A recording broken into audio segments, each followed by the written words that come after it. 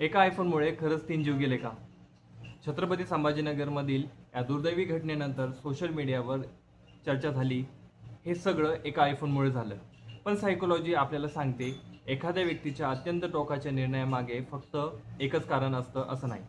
Family conflict, financial stress, emotional distress, impulsivity, hopelessness किंवा आधीपासून psychological stress, अनेक factors एकत्र येऊ शकतात.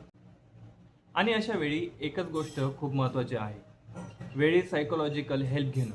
जर एखाद्या व्यक्तीमध्ये अचानक खूप राग, निराशा, होपलेसनेस, आयसोलेशन किंवा स्वतःला इजा करण्यासंबंधी संकेत दिसत असतील, तर तो फक्त राग आहे म्हणून दुर्लक्ष करण्याऐवजी त्याला सायकोलॉजिस्ट किंवा मेंटल हेल्थ प्रोफेशनलकडे घेऊन जाणं महत्त्वाचं आहे. वेळीच काउन्सिलिंग आणि रिस्क असेसमेंट झालं असतं, तर क्रायसिस ओळखून इंटरव्हेन्शन करण्याची संधी मिळू शकते. म्हणून प्रश्न फक्त आयफोन का हा नाही. प्रश्न असा आहे, त्या व्यक्तीला मदतीची गरज होती का? आणि ती मदत आपण वेळेत ओळखली का? सायकोलॉजिकल हेल्प मागणं ही कमजोरी नाही. वेळीच मदत सायकोलॉजिकल सायकोलॉजिकल हेल्प घेणं हां, सायकोलॉजिकल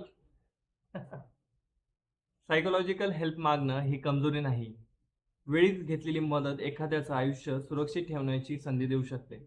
त्यामुळे यानंतर असं कोणासोबतही तुम्हाला असं वाटलं, की सोबतचे कोणीतरी आजारी आहेत किंवा स्वतःला इजा करू शकतात, तर त्यांना एका सायकॉलॉजिस्टकडे किंवा हेल्थ प्रोफेशनलकडे घेऊन जाणं खूप महत्त्वाचं आहे.